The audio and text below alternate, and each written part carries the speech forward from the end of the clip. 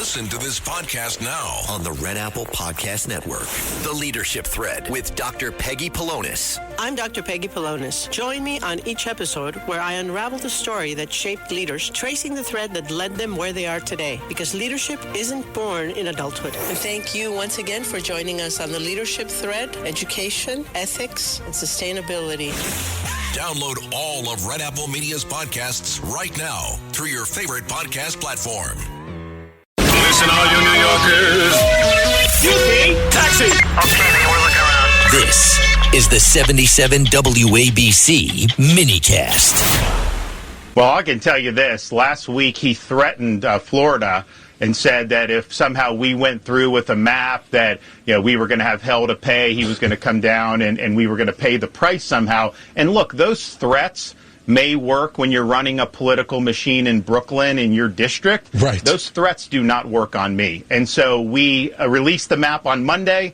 The legislature passed it on Wednesday, and that is that. And so, but this guy's a real piece of work because he thinks he can issue threats. He thinks that's the way people want to see. And a lot of people don't know who he is around the country. He's more left than Pelosi.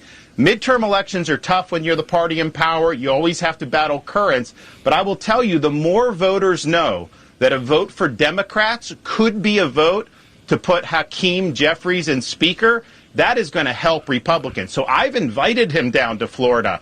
I'll pay for his travel. We'll take him around the state. The more voters see of him, I think it's better for our Republican candidates.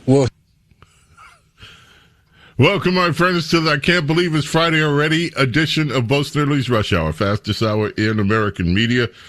That was Princess Diana's favorite governor in the whole United States of America, Governor Ron DeSantis, out of Florida. And, big news, of course, in Florida. There's a story out today about how the maps work, and I was just smiling to myself as I read portions of it. So, we've got that. As those of you in New York heard on our pre-open, there have been 17 earthquakes at Area 51. No joke. Kook alert, red. 17 earthquakes have been reported at Area 51. 17. Don't know what that means. Yesterday, we left you with a song. We usually have now started picking a song of the day to leave most often. Yesterday, we left you with a song that I love very much from Spandau Ballet. True. Always love the song. Still love it. So, I leave the studio complex following the show. Go back to work, which is what I usually do. Show's over one day, start working on tomorrow's show. Opened up the Daily Mail. There's a story. A story. Headlined as follows.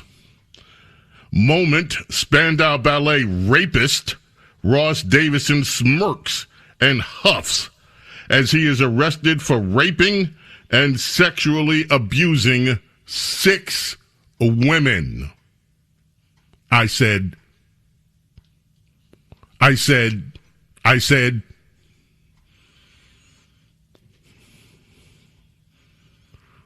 that headline I just read was true. I just read it.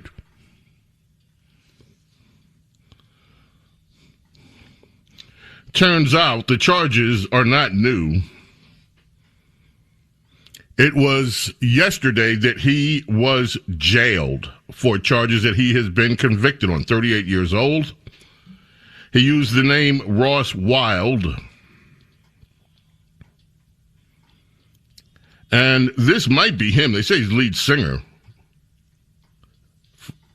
for Spandau Ballet. Scotsman.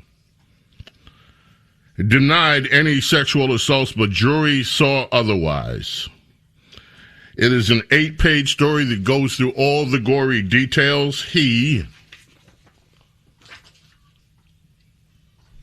will have the next 14 years to sing to himself and his fellow inmates, because that's how long he's going to be staying in jail.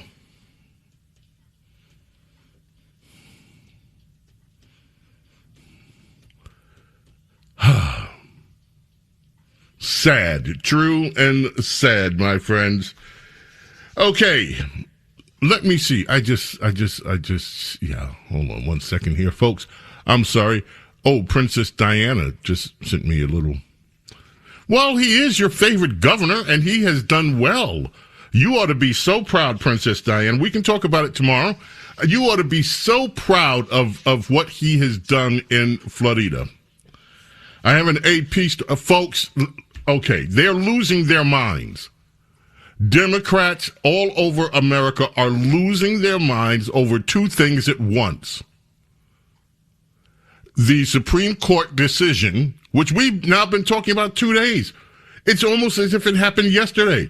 They're all coming out of the woodwork now, raging, including James Carville. And at the same time, they're raging over the Florida decision to revamp their maps. Now, the AP, the Tallahassee, Florida AP, has a story about Florida's slice and dice congressional districts, how a new map could cost Democrat seats. And they go into detail about what the Republicans did. And I have to tell you, some of it made me smile. Chicago, make me smile. From Chicago, too. Make me smile. For instance, cracking in Tampa Bay area could mean no Democrat seats. They say Pinellas and Hillsborough counties were not that long ago regarded as two of the most populous swing counties in United States politics. Those are for voters around the Tampa and St. Petersburg area.